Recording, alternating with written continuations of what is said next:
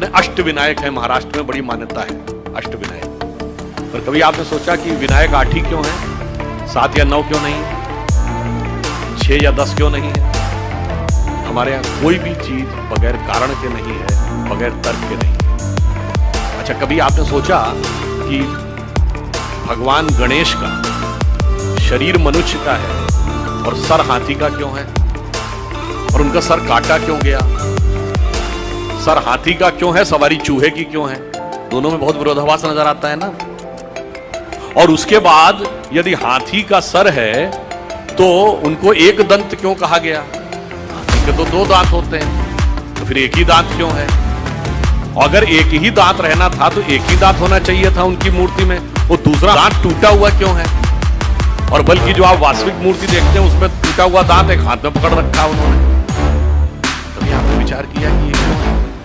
इसमें तो कुछ भी कहानी नहीं है, कुछ भी कल्पना नहीं है। और गणेश जी किसके देवता हैं?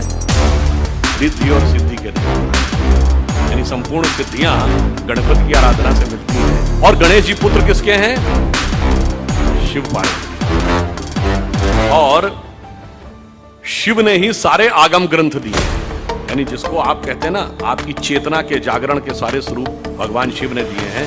अब समझिए गणपति के सारे जो स्वरूप हैं इनका अर्थ और तात्पर्य क्या है। देखिए, भगवान गणेश का वह स्वरूप हमारे अंदर की जो वास्तविक चैतन्य ऊर्जा होती है उसके उत्थान की वह प्रक्रिया को प्रतीक रूप में दिखा। सबसे पहले सर कटना किस लिए जरूरी है?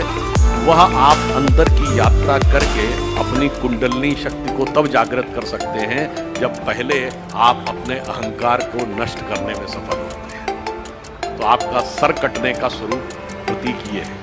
दूसरा, हाथी का ही सर क्यों है? क्योंकि हाथी की जो सूंड है, और आपने देखा होगा हमेशा गणपति की सूंड इस दिशा क्यों, कभी ऐसे नहीं है। क्यों? वह उस शक्ति का प्रतीक है जो अपवर्ड, यानी जागृत शक्ति, आपके शरीर की कुंडलिनी की शक्ति जब वो ऊर्ध्व की तरफ होती है उसका प्रतीक है। और हाथी इसलिए है कि हाथी के मस्तक में गज मुक्ता कहा जाता है। माना जाता है कि हाथी के यहाँ मस्तक में मुक्ता है तो वो ब्रह्मरंध्र का प्रतीक है। और जब वो मुड़ी हुई सूंड ऊपर है, और चूहे की सवारी क्यों है? क्योंकि चूहा जमीन के अंदर जाकर अपना बिल बनाता है।